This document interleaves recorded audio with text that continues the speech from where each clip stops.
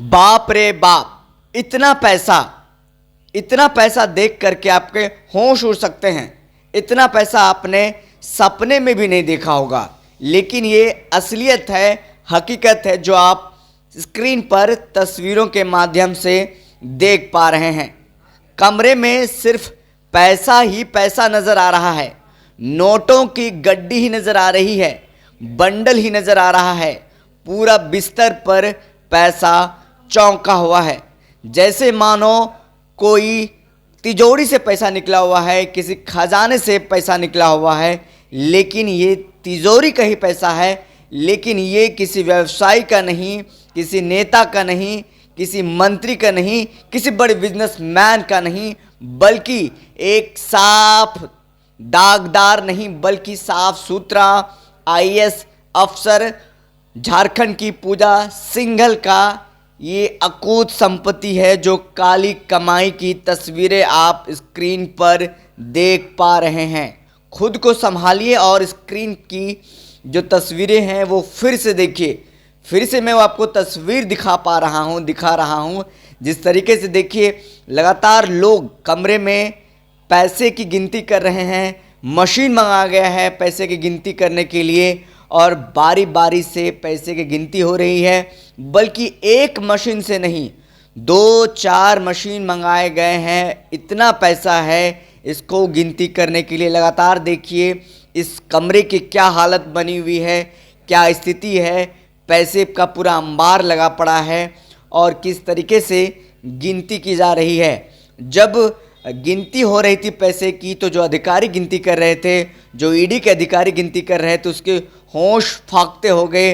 वो भी एकदम बेहोश के हालत में आ गए। इतना पैसा कहाँ से, उनका भी सिर चकरा गया।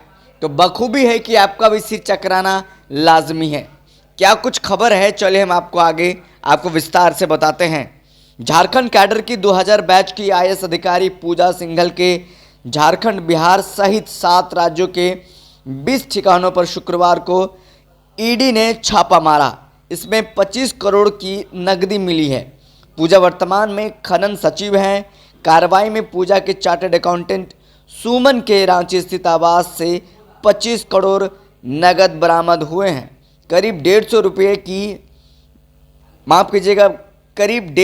करोड़ रुपए की अकूत संपत्ति के दस्तावेज भी मिले हैं।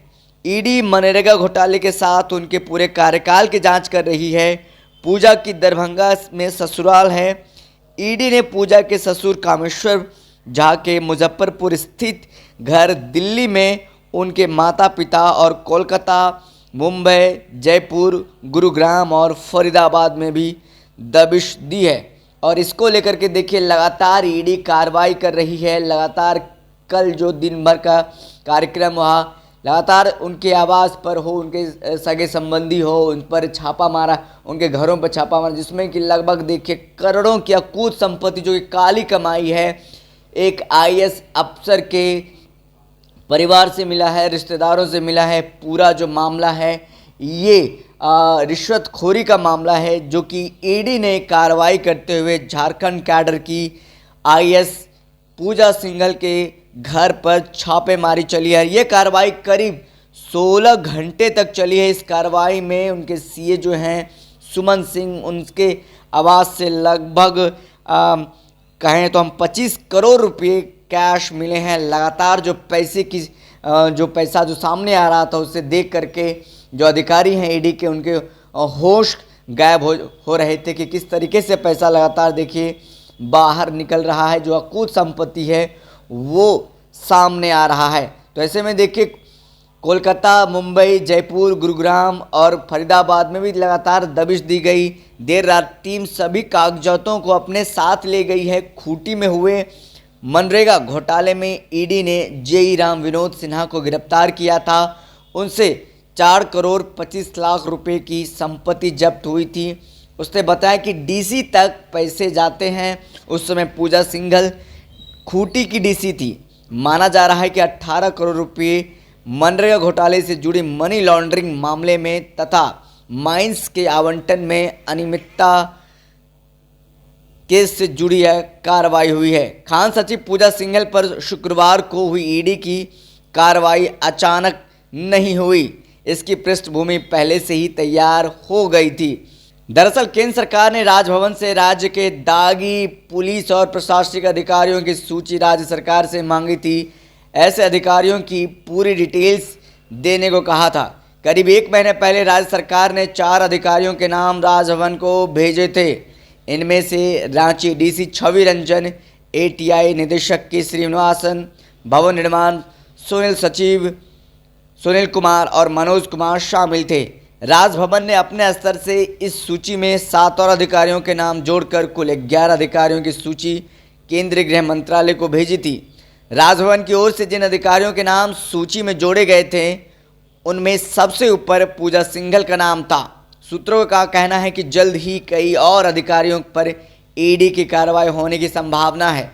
इसमें सीएमओ के एक अफसर और मुख्यमंत्री के करीबी माने जाने वाले निर्माण कार्य से जुड़े कई विभागों के प्रधान का पद संभाल रहे एक अधिकारी भी शामिल हैं। इसके अलावा बाहें कोटा से आए एक प्रभावशाली व्यक्ति पर भी ईडी की कार्रवाई होने की संभावना है।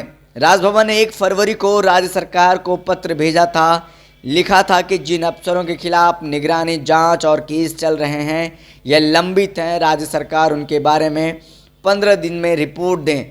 नाम के साथ मामले का पूरा विवरण और स्टेटस रिपोर्ट देने की हिदायत भी दी थी। राजभवन को एक महीना पहले ही ये रिपोर्ट मिली थी।